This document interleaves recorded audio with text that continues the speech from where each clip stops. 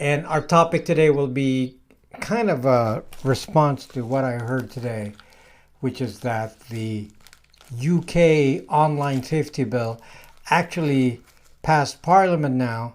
Anyway, the tendency of the Five Eyes is to, it's really funny, you know, the Five Eyes is supposed to represent the five English speaking countries, and they're supposed to be like very, very tight, and yet they're supposed to represent also democracy. And yet, as you see in real life, that those countries are really, really intent on government control in a big way, almost like China. You can see the ex-prime minister of New Zealand, you know, actually boasting about the fact that censorship was actually needed in New Zealand because free speech is like the enemy. So yeah, that's the kind of thinking that you find everywhere, and it's you know, and you see it everywhere. You see it in Canada, you see it in the U.S. obviously, and you see it in the U.K. And yeah, it's just the crazy attitude of government that they actually have a role to curtail free speech and to say that some speech is freer than others. And this is an extension of that, and it's really, really bothersome, because if you actually understand the implications of this, you know, it's and this is the first wave. This is really disturbing because of what it really means. Now, the online safety bill is kind of a big law. There's some other stuff in there,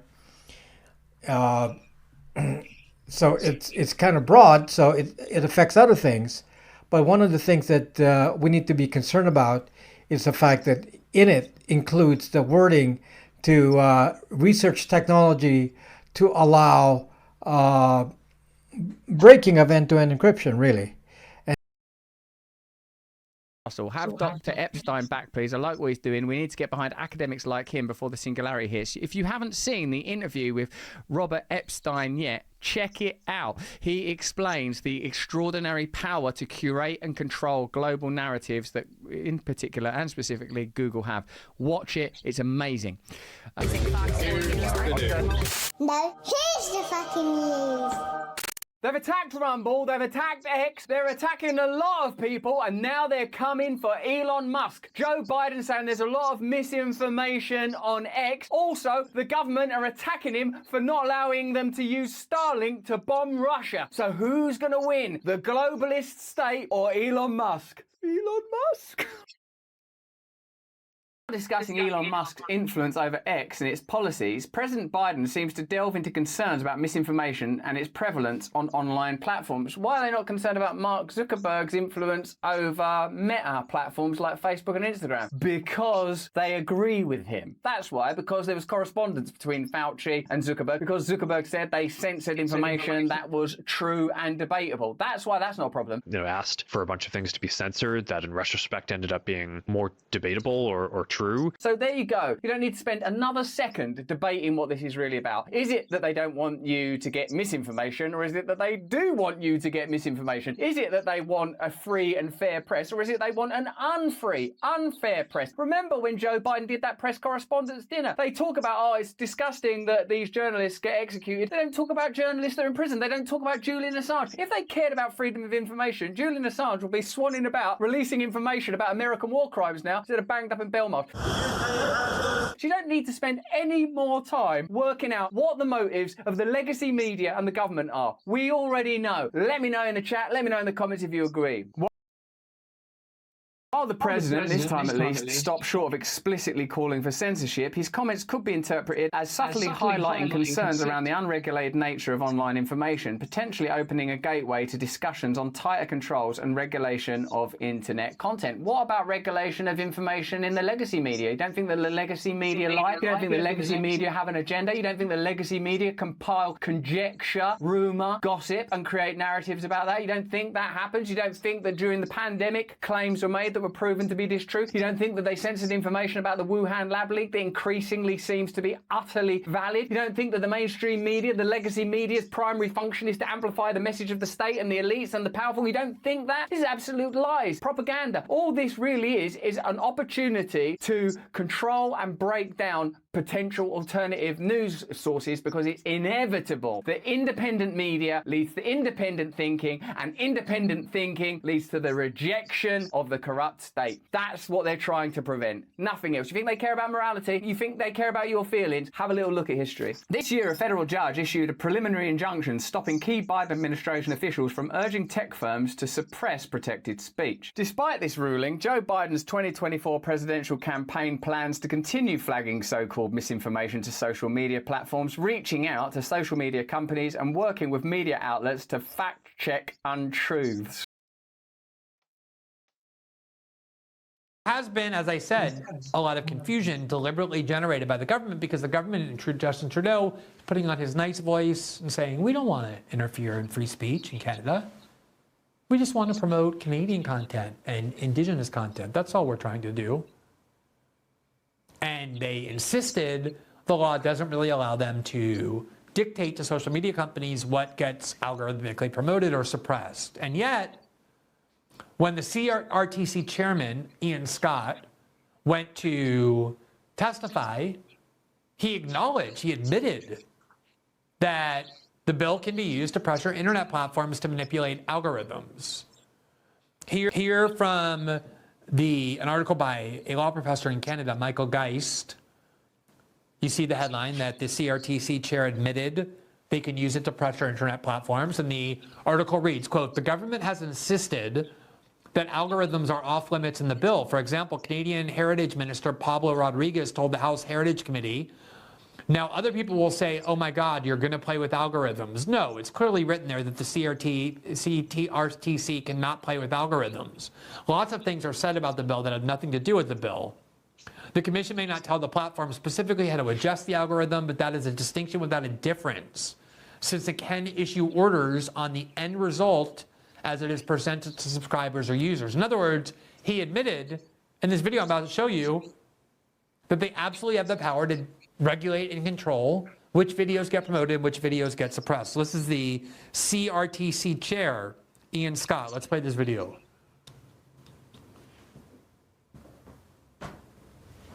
And I think there will be a number of ways that the industry can do it. I'll give you simple examples. Instead of saying, and the act precludes this, we will make changes to your algorithms, as many European countries are contemplating doing. Instead, we will say, this is the outcome we want. We want Canadians to find Canadian music. How best to do it? How will you do it? I don't want to use to manipulate your algorithm. I want you to manipulate it to produce a particular outcome. Oh, wow, what a difference. So, wow, what a difference. So it's not the Canadian regulators who actually go in and recode the algorithms. They just tell the social media companies, this is the outcome we want. These are the videos we want promoted, these are the videos we want suppressed, and you are now to go change your algorithms to ensure compliance with our orders. There's a bulletin from the National Terrorism Advisory System. What does it say there? It's the summary of terrorism threat to the U.S. homeland. What does it say there? I wonder what it says. Let's see. The United States remains in a heightened threat environment fueled by several factors. What are those factors? Well, an online environment filled with false or misleading narratives and conspiracy theories and other forms of dis, and malinformation, which they call MDM, introduced and or amplified by foreign and domestic threat actors. Why don't they call it Miss Dismal information? Why don't they? These threat actors seek to exacerbate social friction, to sow discord, and undermine public trust in government institutions, to encourage unrest, which could potentially inspire acts of violence. Or truck horn honking, even worse than violence. Or which is even worse. For example, there is a widespread online proliferation of false and misleading narratives regarding unsubstantiated widespread election fraud and COVID-19 grievances associated with these themes inspired violent extremist attacks during 2021. Malign foreign powers have and continue to amplify these false or misleading narratives and efforts to damage the United States. NATO defense chiefs look to build on 70 years of peace. And what's interesting about this is it says some of the information contained within may be outdated.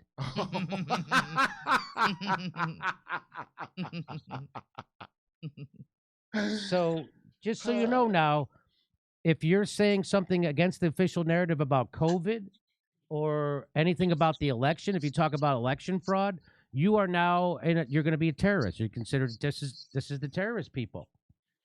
One of the things that I continue to be surprised by, Stella, is the posture of liberalism whilst endorsing and practicing tyranny.